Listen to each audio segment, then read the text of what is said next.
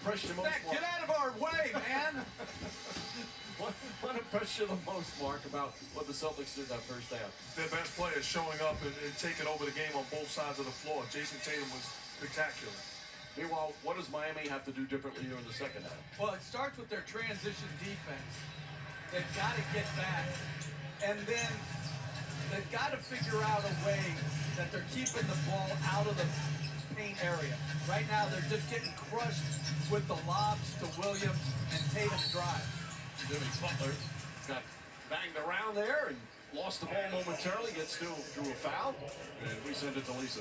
Hey, Mike, I just talked to Heat assistant Chris Quinn. He said exactly what Jeff just said. He said Miami's biggest issue in that first half was Boston's ability to attack them in the paint. He said they did it consistently, got to the rim, were able to kick it out for threes, and he said that's been a strength of ours all season, protecting the paint.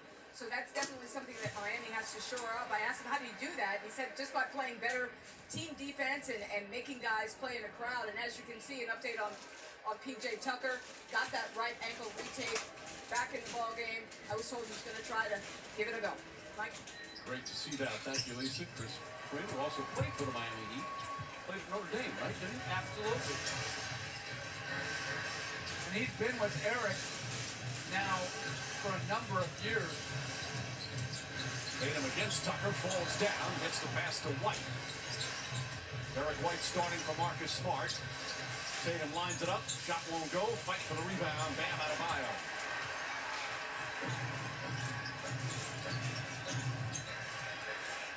Robert Williams getting the start after missing the first 4 games. He was terrific, 12 points, 5 boards, and 2 blocks in that first half. Strus to Butler. Takes it out, Tucker, corner 3. In and out, rolls around, Butler right there.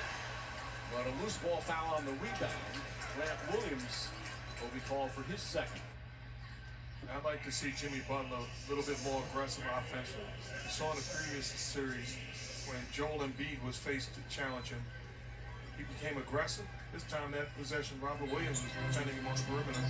Dribble handoff. I like to think him to think scoring mentality. Mark, when you watch Butler play and how easily sometimes he scores as Strus loses it, he could average 25 to 30 a night if he was more selfish. As Strus misses that, Tucker the rebound, knocked out of bounds. It's a credit to the other things he does on the floor, so I don't want to discredit that. He's an outstanding player. But there are times I'd like to see him more aggressive offensively. And I'd like to have Robert Williams' closing speed. The way he can protect the paint and still get to the perimeter and challenge. This guy is gifted defensively.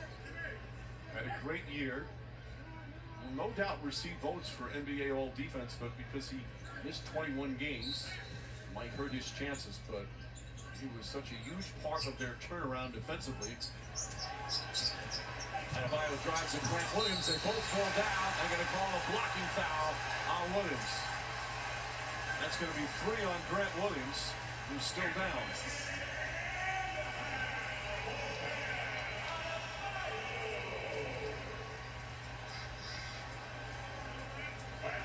You've got already short-handed. Not only Marcus Smart out, but Al Horford, if you're just tuning in, they're in the COVID protocols. Williams took a shot. That's 2 big, strong guys going at it. And he kicked him in the face. That's inadvertent, obviously.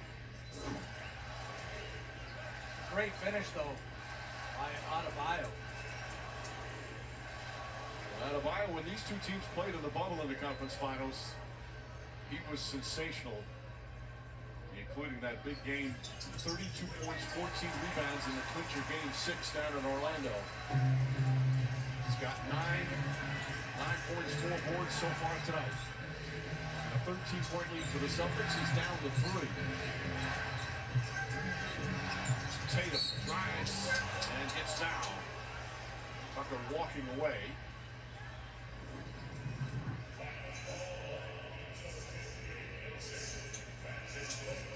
Wow. Oh my goodness. And his head goes to the floor. That's He didn't even look toward the bench to come out. Not a chance. I'll tell you, who else didn't look towards him was Ime Udoka. Now stay in, you're good. White inside. Williams stripped and stolen by Vincent. heads-up play for Gabe Vincent, who's become a really good defensive player. Fires away three. Shot won't go. Williams tips it. Robert to Grant. Jaylen Brown tied up. Back up top to Tatum. Adebayo with his ability to guard on the perimeter, too. Brown goes right at him. Shot is no good, but a foul. That's going to be Bam Adebayo's first foul. Brown's first trip to the line.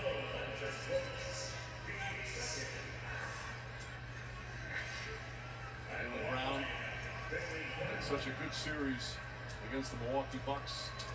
This is his fourth conference final. He averaged 22 a game against Milwaukee in the previous round. This is that free throw. I'm going to tell you, AT&T is giving 5 Gs to human IT for every dunk in the NBA Eastern Conference Finals, up to $75,000.